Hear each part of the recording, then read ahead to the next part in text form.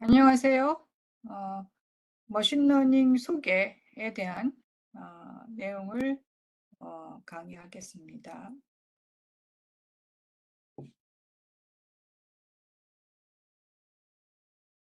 먼저 전반적인 머신러닝 개념에 대해서 얘기하고, 그리고 머신러닝에 들어가는 컴포넌트들, 그리고 어떤 형식, 어떤 타입의 알고리즘들이 있는지에 대해서 논의하겠습니다. 먼저 머신러닝과 프로그래밍과의 어떤 비교를 나타나는데요. 전통적으로 우리가 프로그램을 짜면은 어떻게 되죠? 그러니까 데이터를 인풋으로 입력을 쓰게 되고 프로그램을 작성을 해서 컴퓨터가 실행을 함으로써 아웃풋이 나오죠. 거기에 비해서 머신러닝의 경우는 컴퓨터가 여러 가지 데이터를 보고 데이터에 대한 기대하는 아웃풋을 계속적으로 봄으로 해서 어떤 패턴 같은 걸 학습하고 그 결과로 소프트웨어 어떻게 보면 덩어리, 여기 프로그램이라고 써여 있지만 소프트웨어가 아웃풋으로 나오게 됩니다. 좀 다른 개념이죠.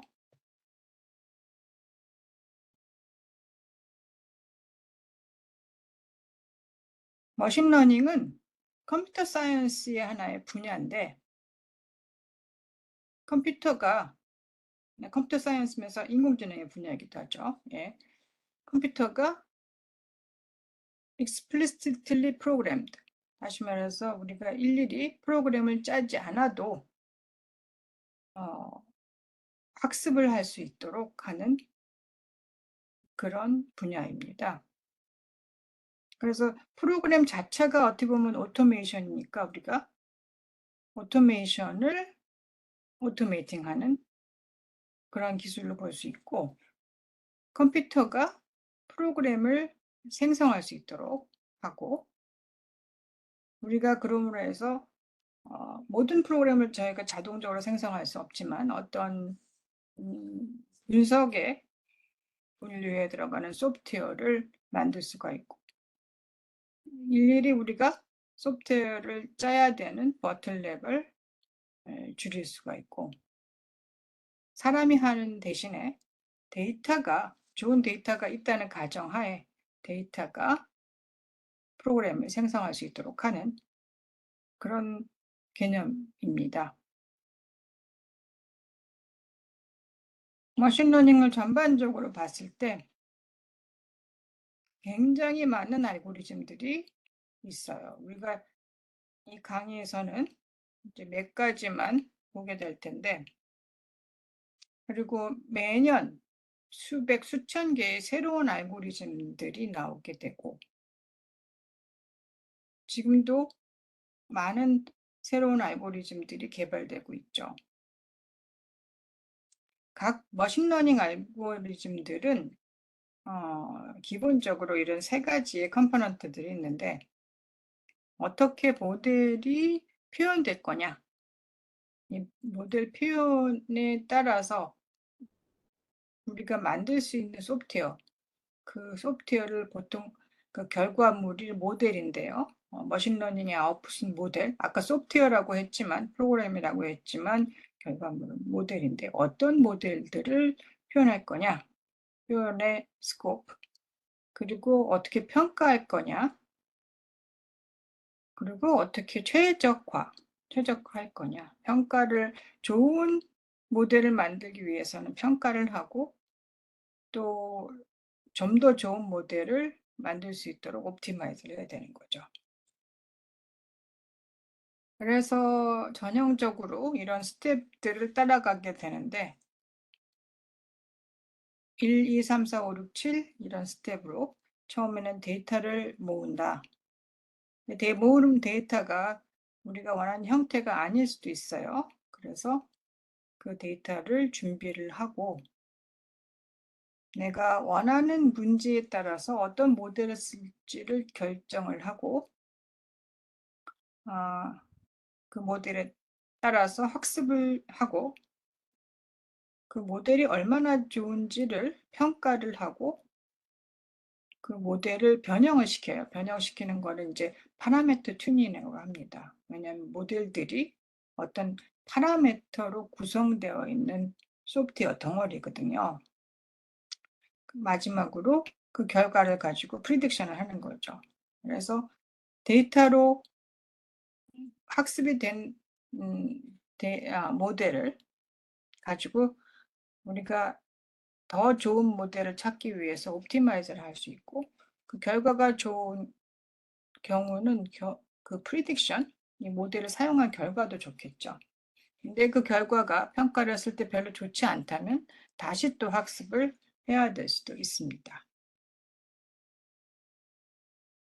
모델 표현에 따라서 제가 다른 결과들이 나온다고 했는데 어떤 경우들이 있을까요? 어떤 경우는 그냥 선형이에요. 이 모델은 우리가 선형함수처럼 표현을 하겠다라고 할 수도 있고 어떤 경우는 트리 형태로 될 수도 있고 우리 어떤 경우에는 로직 어떤 그 룰이나 로직 표현에 맞는 결과들을 생성할 수도 있고 인스턴스라는 거는 그냥 내가 갖고 있는 데이터의 셋이에요. 특별한 모델을 만들지 않고 데이터의 셋 자체를 가지고 모델로 보는 경우도 있어요. 어떤 경우는 그래프 모델로 그래프는 노드하고 엣지로 되어 있잖아요. 그래프 모델로 만드는 경우도 있고 뉴럴 네트워크 형태로 만드는 수도 있고 또 서포트 벡터 머신이라는 형태의 이것도 선형함수의 확장인데 이런 모델들도 있고 또 모델을 섞어서 앙상블을 할 수 있는 그런 방법들도 있습니다. 모델을 평가를 한다 그랬죠. 평가해서 좀 더 좋은 모델로 만들어질 수 있도록 하고 또 결과가 좋으면 저희가 직접 모델을 사용할 수도 있는데 평가는 여러 가지 방법으로 할 수 있고 여러분들이 주로 듣는 정확도 accuracy, precision, recall 이런 개념도 우리가 뒤에서 볼 겁니다. 그다음에 에러의 제곱합, 스퀘어드 에러, likelihood 어느 정도 그럴듯한다. likelihood고 posterior probability 확률이 얼마나 근접한지 우리가 원하는 거에 그 다음에 비용과 유틸리티 얼마나 많은 비용에 얼마나 좋은 결과를 내는지 또 마진 얼마나 우리가 원하는 결과에 가까운지 마진을 계산하는 거 엔트로피, 케일 다이버전스 등등이 있습니다. 옵티마이제이션은 우리가 좋은 모델 파라미터를 찾는다. 모델은 파라미터들로 구성이 되고 좋은 파라미터 값들을 찾아야 되거든요. 그래서 커뮤니터리 옵티미제이션, 컨벡스 옵티미제이션, 컨스트레인트 옵티미제이션 같은 방법들이 있는데 우리가 앞으로 볼 방법 중에 그리디한 방법, 그러니까 좋아 보이는 쪽으로 계속 지금 현재 상황에서 제일 좋아 보이는 방향으로 찾고 가는 게 그리디 서치고 그레디언트는 그레디언트를 계산해서 그 그레디언트 방향의 파라미터들을 변형시키는 방법입니다. 이런 방법들은 뒤에서 우리가 알고리즘을 배우면서 같이 리뷰를 하겠습니다. 여러분들이 많이 들어봤을 딥러닝을 하나로 보면은 모델은 멀티 레이어가 여러 개 있는 딥이면 또 레이어 수가 또 많을 수도 있죠. 레이어 값들로 구성되어 있고 레이어에 있는 파라미터 또는 웨이트 같은 말이에요. 웨이트로 구성이 가중치 한국말로는 웨이트들로 구성이 됐고 초기 값들은 웨이트들이 뭐 어떤 랜덤 값으로 초기화를 시키기도 합니다. 그래서 이 현재의 모델을 가지고 예측을 하고 예측한 값하고 y 프라임하고 우리가 실제로 원하는 값, 우리 학습 데이터에 있는 예시들에서 실제 원하는 값과의 차이를 오차라고 하는데 또는 로스, 오차, 코스트 다 비슷한 말이에요. 그래서 그거를 최소화하기 위해서 이 웨이트를 조금씩 변경하는 게 딥러닝 모델의 학습입니다. 머신러닝, 딥러닝. 이 딥러닝도 머신러닝 중에 하나거든요. 그래서 이 손실을 이용해서 조금씩 오차를 줄이는 방향으로 가중치를 조정하는데 그중에 또 이 딥러닝에 맞는 오차를 전달하는 뒤에서 결과에서 결과를 내고 그 결과의 오차를 줄이기 위해서 백에서 프로포게이션 하는 알고리즘, 역전파 알고리즘이 있어요. 이 자세한 계산은 우리가 나중에 같이 해보도록 하겠습니다.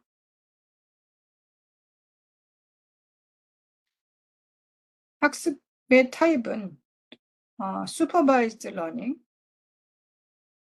주어진 데이터에 어떤 아웃풋이 기대되는지가 있는 그 가이드를 가지고 학습하는 슈퍼바이즈드 러닝이고 언슈퍼바이즈는 그런 기대하는 아웃풋이 데이터에 담겨 있지 않아요. 근데 언슈퍼바이즈의 장점은 우리가 데이터에 기대하는 아웃풋을 일일이 명시하지 않아도 되는 그런 장점이 있겠죠. 세미 슈퍼바이즈드 러닝의 경우는 데이터의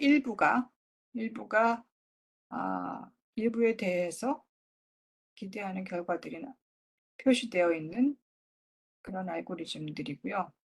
리인포스먼트 러닝은 원하는 아웃풋보다도 이 액션을 취했을 때 내가 원하는 목표에 얼마나 가까운지를 리워드 모델을 통해서 학습을 시키는 알고리즘들입니다. 슈퍼바이즈 러닝, 언슈퍼바이즈 러닝을 우리가 잠시 볼 텐데요. 우리가 데이터가 주어졌을 때 F라는 함수로 우리의 모델을 표현한다고 합시다. 우리가 모델이 X를 fx의 결과로 매핑하는 것이 모델이라고 했을 때 슈퍼바이즈 러닝의 결과가 디스크리트하는 게 딱딱 떨어지는 거죠. 어떤 값이 뭐 예를 들어서 차냐, 뭐 사람이냐, 아니면 동물이냐 이렇게 딱딱 떨어지는 분류가 됐을 때는 클래시피케이션 분류 알고리즘이고 컨티뉴어스한 연속된 값들 예를 들어서 길이라던가 사람의 체중이라던가 이런 것들이 연속 값을 가질 수 있죠. 그런 알고리즘들을 리그레션 알고리즘이라고 합니다. 또 어떤 경우는 확률을 추정하기도 해요. probability를 예측하는 그런 경우도 있어요. 그래서 저희가 클래시피케이션 예시도 볼 거고 리그레션의 예시도 볼 겁니다. 먼저 슈퍼바이즈드 클래시피케이션. 슈퍼바이즈드인데 분류를 위한 알고리즘을 만든다고 하면은 내가 이메일이 여기 예시에서는 스팸인지 안 스팸인지를 구분하는 그런 모델을 만드는 겁니다. 그래서 내가 갖고 있는 이메일 소프트웨어에 있는 모든 이메일을 가지고 예시를 만들고 어떤 것이 스팸인지 나 스팸인지를 예시를 만들고 이 모델을 만들게 되면 어떻게 할까요? 나중에 새로운 이메일이 왔을 때 스팸이 아닌지를 구분할 수 있겠죠.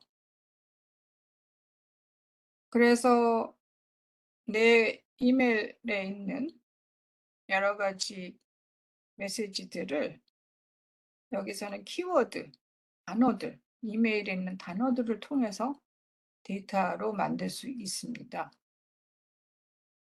내 이메일은 어떤 이메일은 이런 머니 필은 약에 해당하는 거죠. 미스터 배드 스펠링이 별로 안 좋다는 특성이 있다. 이 단어들뿐만 아니라 또는 이메일을 보낸 사람이 내가 아는 사람이다 아닌 사람이다에 따라서 여기에 예시들에 대한 레이블이 되어 있어요. 그래서 이 내용을 가지고 여러분들이 만약 스팸 디텍션 하는 알고리즘을 짠다고 하면 어떻게 할까요? 내가 모르는 사람한테 이메일 받았고 돈에 대한 얘기나 또는 약에 대한 얘기를 들었다. 그러면은 뭐 스팸일 수도 있고, 그죠? 뭐 머니라는 거에 대한 웨이트가 2고 필에 대한 단어의 웨이트가 3이고 또 모르는 단어라는 것에 대한 어떤 웨이트 값을 줘서 모델을 또 만들 수도 있고 이런 룰 같은 것들은 주로 이런 선형 함수 형태로 모델을 만드는 경우들입니다. 물론 이런 선형 함수들이 제일 좋다는 건 아니에요. 그냥 예시일 뿐인데 조금 더 최근에는 복잡한 모델들이 물론 더 딥러닝 기반의 자연어 처리나 이런 분류 모델들이 성능이 좋은 것들이 많이 나왔죠. 이미지 분류 같은 경우에는 주어진 이미지를 어떤 카테고리로 분류하는 거죠. 여기에 오른쪽에 있는 데이터셋은 M리스트라고 하는 데이터셋에서 손글씨들 이미지를 보고 이게 숫자 0부터 0, 1, 2, 3, 4, 5, 6, 7, 8, 9 중에 어떤 건지를 알아맞추는 거고 또 얼굴 탐색이나 얼굴을 인식하는 것, 누군지를 알아낸다든 이것도 많은 사람들 중에 누구인지를 알아내는 클래시피케이션 문제, 분류 문제이기도 합니다. 이런 다양한 모델들이 있죠. 리그레션의 경우는 아까 연속 값의 결과를 예측하는 거다 그랬죠. 그래서 주식의 어떤 주종이 어떤 주가로 변화할지를 예측할 수 있고 또 기후의 예측, 날씨 중에 기온이 얼마 될 것인가에 대한 컨티뉴어스 연속 값을 예측하는 그런 모델을 만들 수도 있는 거죠. 여기에 이 중간 정도로 슈퍼바이즈지만 위클리 슈퍼바이즈드 러닝의 예시가 보여주고 있는데요. 이 이미지가 있을 때 어떤 부분이 하늘이다, 어떤 부분이 나무다, 어떤 부분이 소가 있고 이런 거를 구분할 수 어떤 부분이 또 이 풀이 있는 초원 같은 부분이 있다라는 걸 구분하는 데이터가 필요하다 또는 이런 학습이 필요하다고 했을 때 이 선을 이 구역을 나누는 선을 정확하게 만드는 애노테이션 누군가가 이거를 학습 데이터를 만들어야 되는데 굉장히 그 작업은 비싸고 시간이 많이 걸리겠죠. 사람의 노동도 많이 들고 그래서 이렇게 하지 않고 여기 스크리블 어노테이션이라고 해서 이 대강 이 부분은 하늘이고 대강 이 부분은 추리고 이 부분은 소고 이 부분은 그라스라고 하는 형태로 애노테이션을 해서도 학습을 할 수 있도록 하는 방법들도 있어요. unsupervised 방법은 이러한 애노테이션, 이러한 지도 또는 기대하는 결과를 아예 주지 않고 학습을 하는 겁니다. 그래서 데이터가 있고 기대하는 아웃풋은 없다. 그걸 가지고 우리가 어떤 특징들을 잡아내거나 어떤 다른 추가 학습을, 실제 다른 학습을 하기 위한 준비로 어떤 표현들을 배우거나 어떤 스트럭처를 만들거나 이렇게 할 수 있어요. 여기 예시로는 클러스터링, 어떻게 보면 그룹핑, 비슷한 것끼리 모일 수 있도록 클러스터링 하는 거. 그 다음에 다차원의 데이터, 엄청 많은 특징들이 있는 다차원의 데이터를 차원수를 줄여서 데이터의 표현을 심플하게 만드는 방법. 그리고 특징이 여러 개 있을 때, 단어가 여러 개 있을 때 그 중에 중요한 특징만을 찾아낼 수 있는 방법, 이런 것들이 있습니다. 여기에 클러스터링을 예로 보면은 소셜 네트워크, 이 소셜 사이트, 페이스북이나 여기 트위터의 시도 있고 인스타그램 이런 부분들이 소셜 네트워크인데 거기에서 사람들을 또는 어떤 사람들이 만드는 메시지를 그룹핑, 어떤 특징에 따라서 그룹핑할 수도 있겠죠. 어떤 단어를 쓰냐 또는 상호 간의 관계, 어떤 사람과 어떤 사람이 주로 많이 얘기를 하냐에 따라서 커뮤니티 디텍션, 여기 페이스북에 같은 경우는 빨간색, 초록색, 검정색으로 다른 커뮤니티를 볼 수 있고 트위터도 마찬가지로 어떤 정치적인 성향이 있는 사람들끼리의 그룹핑을 서로 인터랙션 하는 패턴을 보고 알아낼 수도 있죠. 또 언슈퍼바이즈 러닝에 요즘 많이 발전하고 있는 부분이 셀프 슈퍼바이즈드 러닝이에요. 마찬가지로 데이터를 일일이 애노테이트하거나 원하는 결과를 표시하기가 어렵기에 조금 더 쉬운게 사람들이 일일이 표시 안 해도 알아낼 수 있는 방법들에 대한 어떻게 보면 사전 학습 방법, 학습을 하기 전에 모델들이 준비가 되도록 만드는 그런 사전 학습 방법들이 많이 생기고 있어요. 여기는 직소 퍼즐이라는 조각 맞추기 학습.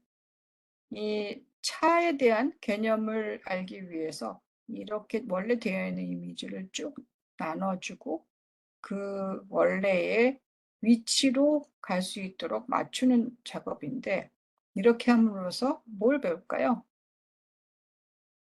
이렇게 함으로써 보통 차들이 어떻게 생겨 있는지, 창문의 위치, 바퀴는 주로 밑에 있겠죠. 문은 좀 중간 정도에 있고 이런 개념들을 전반적인 모습의 특징들을 알아낼 수 있도록 하는 그런 학습들이 굉장히 많이 진행되고 있어요.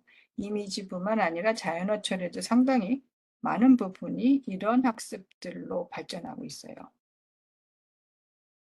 자, 머신러닝에 대한 소개 강의였는데 간단한 소개로 시작해서 우리가 머신러닝의 컴포넌트가 뭔지에 대해서 얘기했었죠. 모델 레프레젠테이션, 모델 표현, 그다음에 평가, 그리고 평가를 통한 옵티마이제이션, 그다음에 학습의 종류, 슈퍼바이즈드, 언슈퍼바이즈드. 우리가 그 사이에 위클리 슈퍼바이즈드 얘기도 했고 언슈퍼바이즈드에서 또 클러스터링이나 셀프 슈퍼바이즈에 대해서도 봤습니다. 네, 이 강의는 여기서 마치겠습니다. 감사합니다.